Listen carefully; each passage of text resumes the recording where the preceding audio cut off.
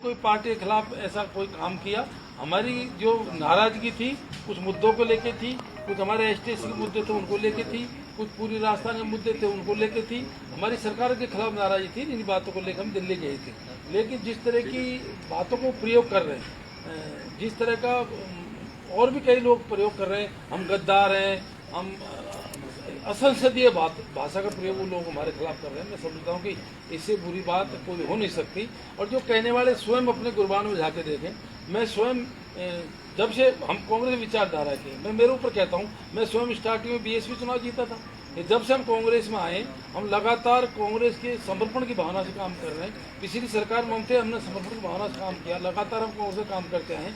और जो आरोप लगा रहे हैं हम तो ऐसे समर्पण भावना से काम कर रहे हैं। आज तुम देख लो तो एक बार में जब तक इनको मलाईदार पद मिलते रहे, जब तक इनके काम होते रहे, जब तक कांग्रेस बने रहे, जब तक हाईकमान के वफादार बने रहे। और जैसे इनको कोई थोड़ा इनको झटका लगता है तो तुरंत बगावत कर देते हैं। 2008 में स्वयं को टिकट नहीं मिला था तो प्रसाद लाल जी निर्दलीय चुनाव लड़ा था।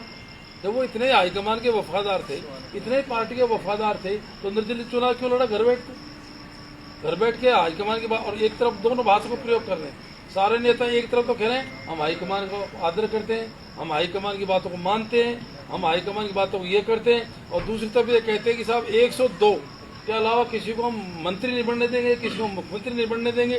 भाई जब नहीं बनने देंगे तो हाईकमान की बातों तो मान खा रहे हैं।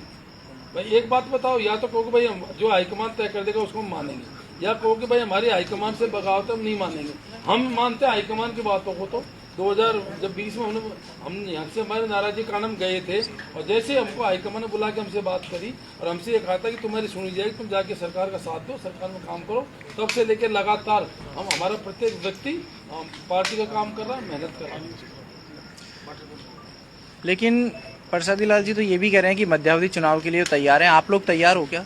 ऐसा देखो, मैं इसमें भी हम तो हाईकमान का नाम दे रहे हैं। यदि हाईकमान ये चाहता है और हाईकमान ये सोचता है कि भाई हमारी अच्छी स्थिति है, और ये तो सब पता लग जाएगा, ये पता लग जाएगा कौन कितने पानी में है। और ये सब जानते हैं लोग बात, ये सब जानते हैं कौन कितने पानी में। रिजल्ट आकर चुनाव तो होने ही है। अब करो तो अच्छी बात है, एक साल में जब चुनाव में जब पता लग जाएगा और कौन जीत के आएगा। आप भी यहीं रहोगे, हम भी यहीं रहेंगे, उनका जनाधार का पता लग जाएगा। सब लोग ऐसे बोलने वाले नहीं। आप क्या मानते हो आज की स्थिति क्या है? पता तो लग जाएगा, लेकिन आपका आकलन क्या कहता है आज की स्थिति? हमारा आकलन तो ये है, अब सब पार्टी में सबको मिलकर के जो हाईकमान दिशा निर्देश देता है हमको काम करनी चाहिए। और हमने पहले भी हाईकमान की बात मानी, अब भी हाईकमान की बात मान रहे हैं। और ये लोग इनके हिसाब से इनको कोई बात सूट करती है तो हाईकमान की बात मान लेते हैं, इनको सूट नहीं करती है तो हाईकमान की बात नहीं मानते। मुरलीधर जी, ये कहा गया कि जो लोग मानेसर गए थे उनमें से कोई मुख्यमंत्री नहीं बनना चाहिए। क्या ये तय हो गया क्या कि मुख्यमंत्री कौन बन रहा है? ऐसा है, यही तो हमारा निवेदन है। मैं कहूँ इनको कैसे पता लगा? जब हाईकमान ने अपने ऑब्जर्वर राजस्थान में भेजे थे, पहले उनकी बात सुननी चाहिए। वो यहाँ से सारा सर्वे करके, सारे विचार विधायकों के जान करके और जा करके जो भी तय करते और जो हाईकमान फैसला करते वो मानना चाहिए।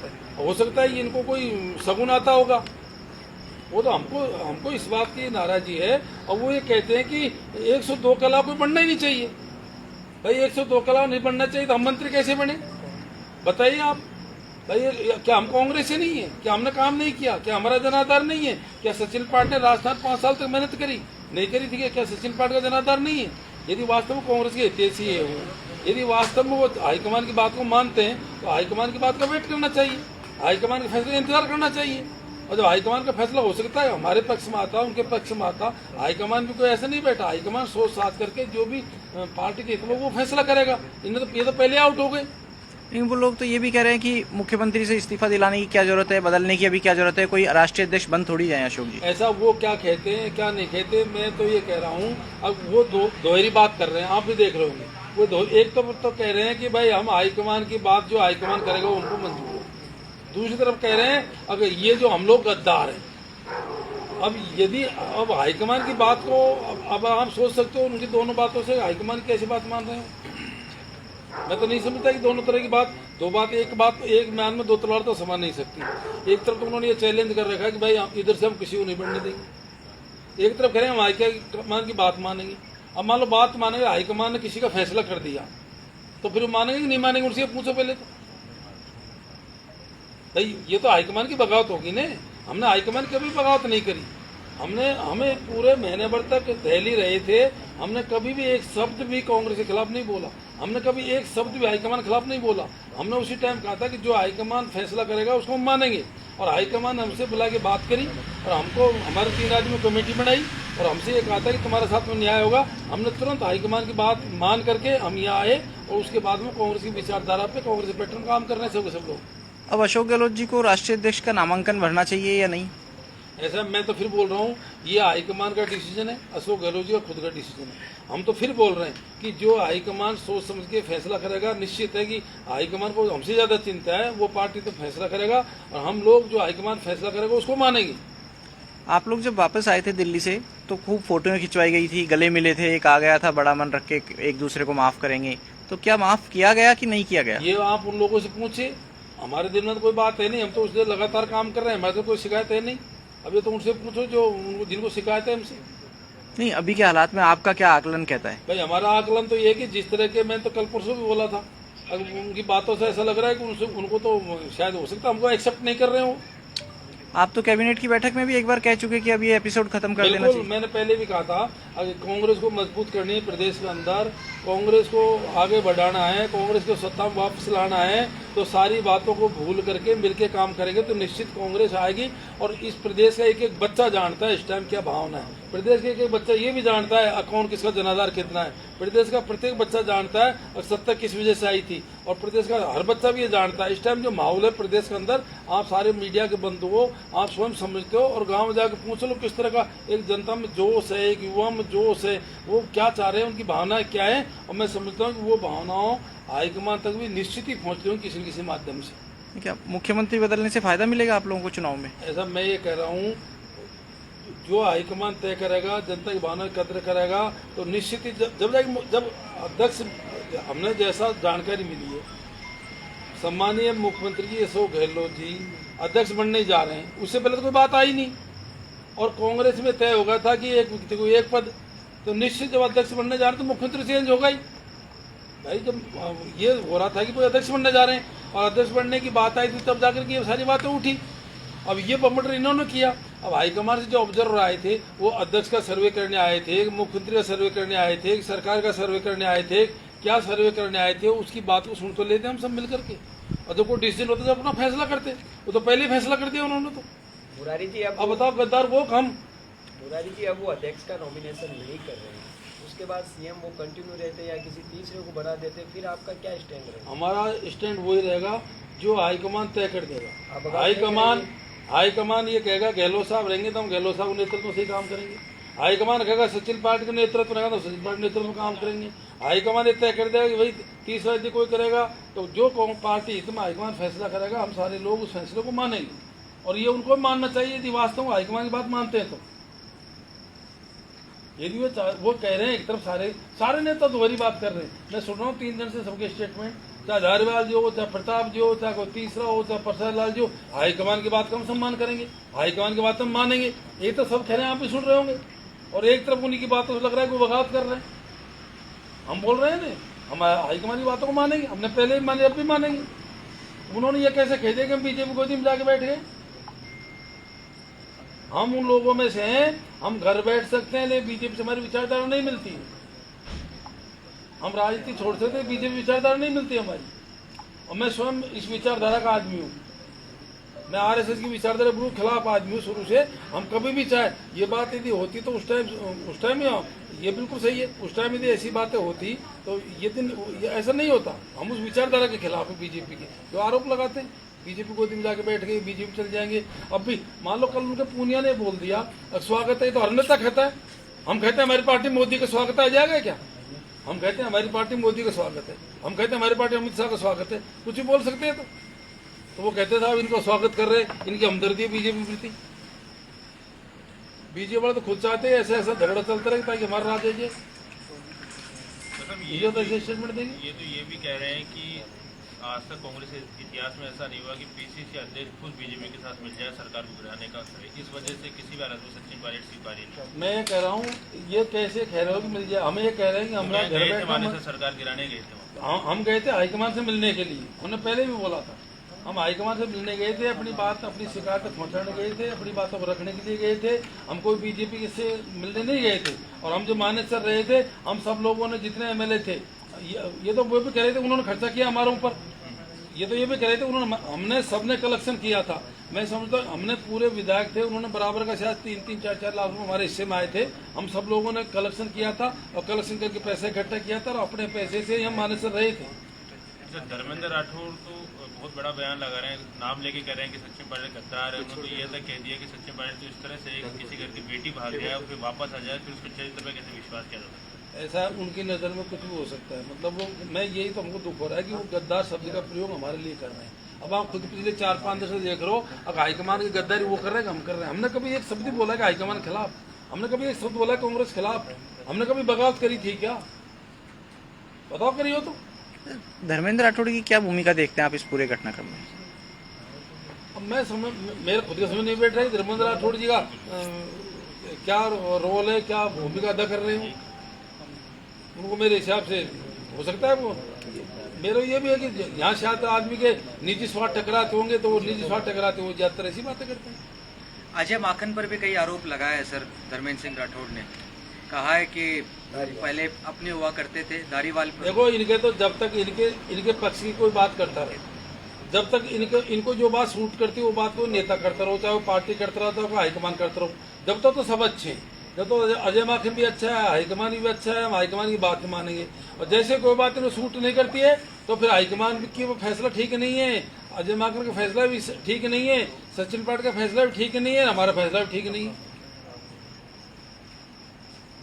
मुरारी जी, जो लोग दिल्ली चले गए थे विधायक दल की बैठक में नहीं आकर के 2020 में, तो उन पर एक्शन ले लिया गया। अब विधायक दल की बैठक में नहीं आकर के जिन लोगों ने इस्तीफा दिया, क्या उन पर भी एक्शन लिया जाना चाहिए सीधे? आप ये बताओ, ये बिल्कुल आपने ऐसा क्वेश्चन पूछा है जो मैंने परसों बोला भी था। हम यहाँ से दिल्ली चले गए थे अपनी बात को हाईकमान के सामने रखने के लिए। जैसे हम दिल्ली गए, यहाँ पे विधायक दल की मीटिंग बुलाई गई थी और हमको नोटिस दे दिए गए थे तुम मीटिंग में आओ। हमने बाकायदा उस नोटिस का जवाब दिया था। अब हम, इन्होंने अभी जो मीटिंग बुलाई गई थी, हमने तो मीटिंग बुलाई नहीं। मीटिंग इन्होंने चीफ विप ने बुलाई गई थी, स्वयं ने मीटिंग बुलाई, सीएमआर मीटिंग बुलाई और स्वयं नहीं आए। और स्वयं नहीं आने के बाद में दूसरी जगह बैठ करके और ये अनुशासनहीन की कार्रवाई करते रहे, वहाँ एमएलए को बुलाते रहे। और कितने, मैं कहूँ कितनी असत्य बोलते हैं, ये कितना असत्य बोलते हैं। आप भी देख रहे होंगे, हर आदमी समझते, आप क्या समझते हो कि क्या वो कह रहे थे हमने तो कोई बुलाया नहीं, अपना पा गए? अपना पा गए थे एमएलए? आप बताओ, एमएलए अपना पा गए थे क्या? क्या आपको पता नहीं है कि हम अपना पाए एमएलए? बिना बुलाए पहुंचे थे हरल जी के घर, नहीं बुलाए थे, बताइए आप।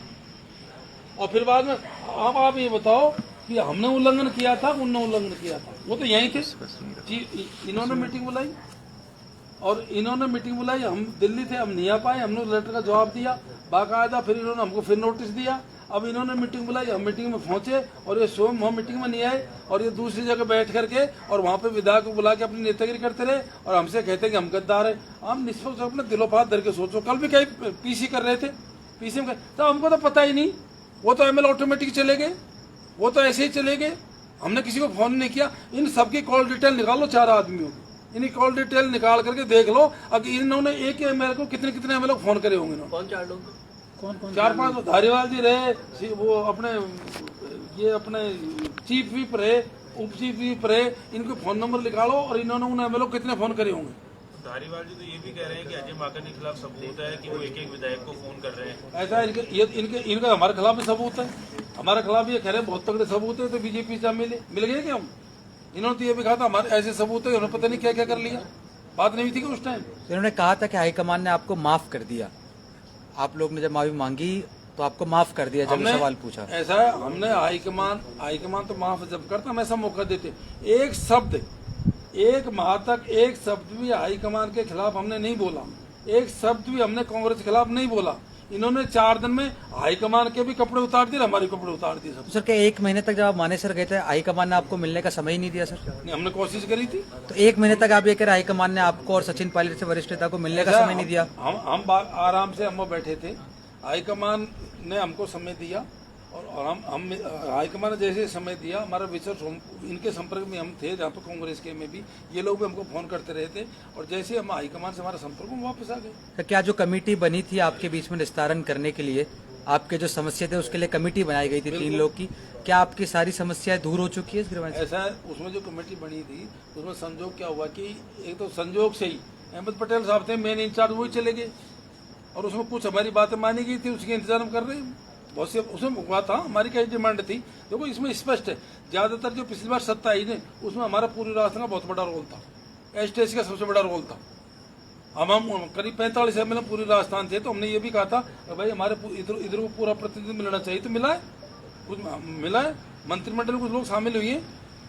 लेकिन उन बातों पे हम इसलिए जाना चाह रहे हैं कि एक साल चुनाव रह गया, अब हमने ये भी कह दिया एक होकर के वो और हम सब मिल करके हाईकमान के नेतृत्व में, हाईकमान के दिशा निर्देश में काम करें, ताकि आने वाले टाइम पे हमारी गवर्नमेंट बने। मैं देखा हूँ इतना, ये जो भी यात्रा राहुल गांधी की यात्रा चल रही है ना, उस यात्रा का, ये भारत जोड़ो यात्रा का इन लोगों ने भट्टी बैठा जी।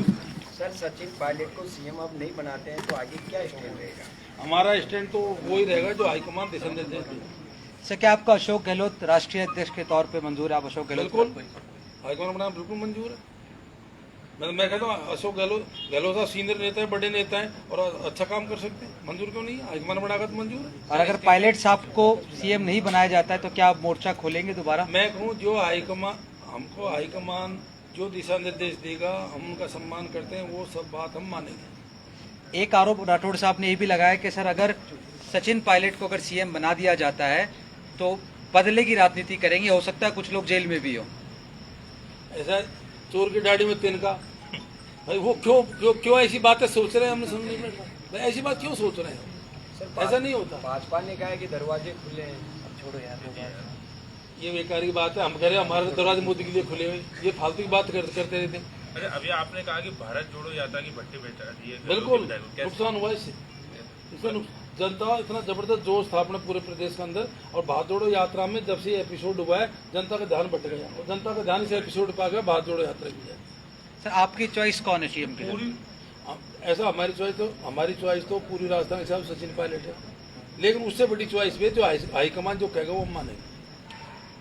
मतलब एक आपकी बेटी का टिकट भी कटा था उस समय, उसको लेकर भी क्या यही वजह थी? ऐसा पहली बात, आप इतने सीनियर पत्रकार हो, इनिशियल टिकट होता ही नहीं, ठीक है ना? क्या होता था? टिकट नहीं होता, केवल समर्थन होता। तो समर्थन नहीं दिया? समर्थन नहीं दिया तो कोई बात नहीं, 4 कांग्रेस के उन्होंने एक को समर्थन नहीं दिया, हमने ली, हमारी विचारधारा है, उसमें सिंपल नहीं होता है। अच्छा, भारत जोड़ो यात्रा के लिए आप कह रहे हैं, तो क्या इनके इस खर्चे से भारत जोड़ो यात्रा देखो, अपने राजस्थान फर्क पड़ा। या राजस्थान में, पूर्वी राजस्थान में यात्रा आएगी 3 जिले, क्योंकि दो आपके पूर्वी राजस्थान में आ रहे हैं, उसको लेकर फिर क्या रहेगा? हम तो जोर से काम करेंगे, मेहनत से काम करेंगे, लेकिन क्या होता है कि जनता का ध्यान बट जाता है। जनता इस टाइम मतलब जिस तरह से रेस्पॉन्स मिल रहा था और जिस तरह से रोज मीडिया में, अखबार में, सोशल मीडिया में जो एकदम पिछले 4-5 रोज से सबका ध्यान भारत जोड़ो यात्रा से हट करके और इसमें लग गया। सर 76-77 लोगों ने इस्तीफे दिए हैं, आपको लगता नहीं है कि ये मेजोरिटी जो है वो आप लोगों के खिलाफ जा रही है? अब यहाँ तो विधायक ही सब कुछ करने वाले हैं। ऐसा मेरे को एक बात बताइए आप, जब जाके ये बात हुई थी हाईकमान ने, अब मैन टू मैन मिल लो, हर आदमी मर्द का बच्चा नहीं होता है, सब अपना टाइम पास करते हैं, आधे से ज्यादा नेता मैन टू मैन मिलते पता लग जाता।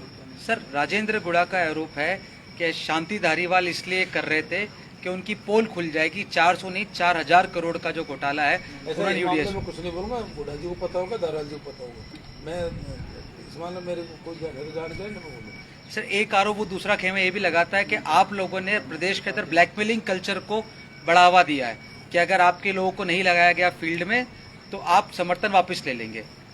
मैं ये कह रहा हूँ इनके बह क्यों बैठा है, तो हम ये बोल रहे हैं बार बार कि जो हाईकमान कहेगा वो हम मानेंगे, हाईकमान करेगा जो हम करेंगे, उनकी सारी बात मानेंगे।